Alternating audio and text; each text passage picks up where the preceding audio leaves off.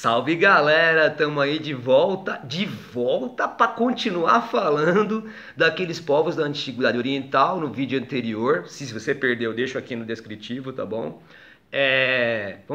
Falamos no vídeo anterior sobre a Mesopotâmia, sobre o conceito do crescente fértil e tudo mais. Agora, rapidamente, vamos continuar esses povos da Antiguidade Oriental, porque eu tenho que falar para você nesse vídeo de hoje do Egito e da Pérsia, da Fenícia e dos Hebreus. Rapidão, porque o vestibular não costuma cobrar muito sobre isso. Vou falar do Egito agora, Egitão da massa agora, Egitão da massa. Vamos falar do Egito. Então, não é agora o momento de a gente contar toda a história do Egito, vou trazer alguns pontos para você. Tem aquele grego que era o Heródoto. O nome Mesopotâmia era em grego Terra entre Rios. E sempre tem um grego fazendo um comentário, né?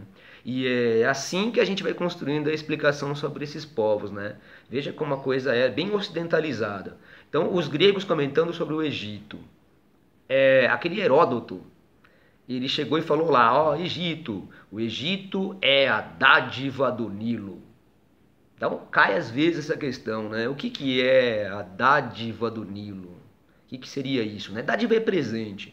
Então ele estava querendo argumentar que uma civilização tão complexa como a do Egito, ela dependia claramente da ideia do rio, que tudo foi construído em torno do rio, e que a civilização do Egito só tem a cara que é uma grande faixa agrícola no meio do deserto, com grandes construções, por causa da existência daquele rio. Então, o Egito seria a dádiva do Nilo, diria Heródoto lá na própria antiguidade. Gente, aí podemos dizer para você que o Egito era um país, portanto, dependente, né? Um estado dependente da própria agricultura. E assim, a agricultura era feita dessa faixa da várzea do rio Nilo, naquele esquema de cheias e vazantes. Enche o rio numa determinada época histórica e aí forma-se um lodo na várzea do rio. Esse lodo é fértil e aí você faz a agricultura em torno dessa faixa. Dá inclusive para você fazer diques e canais e aumentando por meio da represa de água e da canalização, né, desta água, aumentar essa faixa fértil em torno do rio. Sensacional isso, inclusive, né? Civilização hidráulica, portanto. A religião no Egito, na Mesopotâmia era politeísta, no Egito é politeísmo antropozoomórfico, porque os deuses eram desenhados em grande parte, metade animais, metade seres humanos. Você vê vários desenhos desse panteão de deuses antropozoomórficos. Bom, tem uma exceção que um faraó chamado Amenófis IV, esse cara disse que os deuses não existiam e que só existia um deus Aton. Foi o Amenófis IV, que se tornou Akhenaton. Então houve uma pequena experiência monoteísta ao longo do reinado do Amenófis IV, que depois foi abandonada. O Egito foi conquistado, olha só, a Mesopotâmia, no vídeo anterior eu falei, foi conquistada a Mesopotâmia, ela foi conquistada pelo Ciro I, o Grande da Pérsia, no ano de 539 a.C.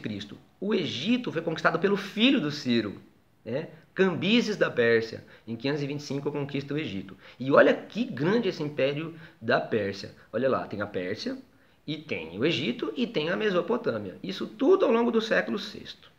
Então vale a pena a gente dar um dedinho de prosa aí sobre um pouco desse povo persa. A Pérsia seria, hoje em dia, localizada onde é o Irã. A Mesopotâmia é o Iraque e a Pérsia seria o Irã. Então, no século VI, o Ciro, primeiramente o Ciro conquistou o norte da Pérsia, que era a Média. Então, os gregos vão chamar de os Medos, por isso, quando os persas invadem, guerras médicas. Mais para frente vamos falar disso. Então, Pérsia, Ciro Grande, conquista a Média e depois ele conquista a Mesopotâmia. O filho de Ciro foi um carinha chamado Cambises, conquistou o Egito. Isso é século VI. Quando a gente caminha para o século V, vai ter Dario. É o Dario que vai querer invadir a Grécia e conquistar a Grécia, chamadas Guerras Médicas. Mas ele não consegue, né? Ele é repelido pelos gregos. Mas o Dario fez umas coisas muito importantes que você deve lembrar para o vestibular. Ele dá uma unificada naquele império com uma série de atitudes, como, por exemplo, criar uma moeda única chamada Dárico, criar uma rede de estradas para os exércitos eles se deslocarem rapidamente, cria sistema postal. Ele divide o império em regiões cujo nome é muito interessante, né? Satrápias. Divide as regiões do império em satrápias. E quem governa uma satrápia é o satrapa. E ele mandava funcionários todo ano para verificar se os satrapas obedeciam, né, o Dario I, chamados olhos e ouvidos do rei. Bom, esse império, portanto, é unificado por Dario, mas ele não consegue dominar a Grécia quando ele tenta a expansão. Seu filho, né, Dario Xerxes, também tenta fazer esta conquista da Grécia, mas também é derrotado. Mais detalhes dessas guerras médicas teremos no vídeo sobre a Grécia Antiga, o vídeo a seguir, né? O próximo vídeo é sobre a Grécia Antiga. Os persas acabam sendo conquistados pelo Alexandre o Grande na época do século IV a.C. Mas não esqueça que a religião dos persas, religião da Mesopotâmia, politeísta, do Egito, politeísmo antroposomórfico. Na Pérsia tem uma religião dualista. Os caras acreditavam que tem o deus do bem, Mazda, e o deus do mal, que seria a força do mal, seria Arimã. É um dualismo. E tá meio empatado o jogo. Então você tem que ser bom e lutar pelo bem para poder ir para o paraíso. Esta era a crença dos caras. Quem criou isso supostamente era um cara chamado Zoroastro.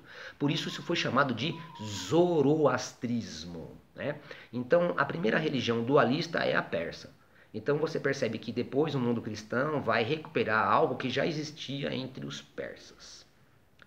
Fenícia, gente. Vamos lá para a Fenícia. A Fenícia não tem uma unificação.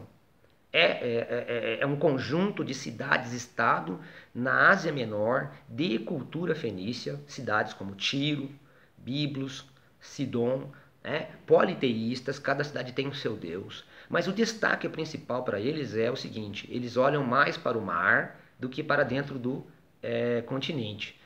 Como eles olham muito para o mar, em grego, sempre o grego falando, né? Em grego o mar é thalassá. Por isso eles são chamados de thalassocracia, uma elite comercial em cada cidade que construía barcos, inventaram o barco trireme, né? Desenvolveram esse tipo de barco e saíam por aí em navegação comercial, thalassocracia, formando colônias fenícias. A mais importante colônia fenícia foi no norte da África. É a cidade de Cartago. Cartago também vai ser muito importante porque ele vai entrar em guerra lá com os romanos, chamadas Guerras Púnicas. Também será um assunto que vou tratar num vídeo mais no futuro.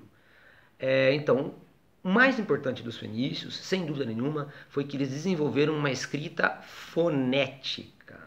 A primeira escrita fonética da história é a escrita dos nossos amigos fenícios.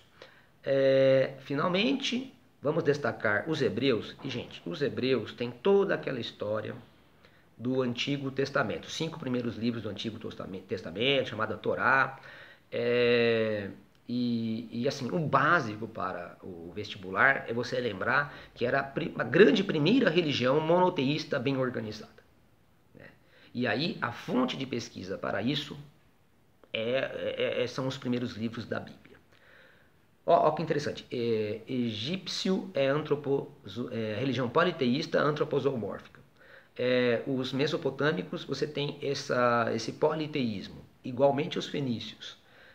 Mas agora os hebreus, os persas são dualistas, né? Os hebreus são monoteístas. E isso é que marca muito a civilização. Toda essa história dos hebreus é pouco cobrada no vestibular, mas quando cai, às vezes você não consegue responder, porque tem toda aquela história que começa com Abraão e passa lá Moisés, né? Tem a história do Êxodo, tem Salomão, e tem depois o contato que eles tiveram com o mundo romano. Eu vou deixar depois aqui um link com um documentário do YouTube para você ver passo a passo a história dos hebreus, caso você tenha mais curiosidade.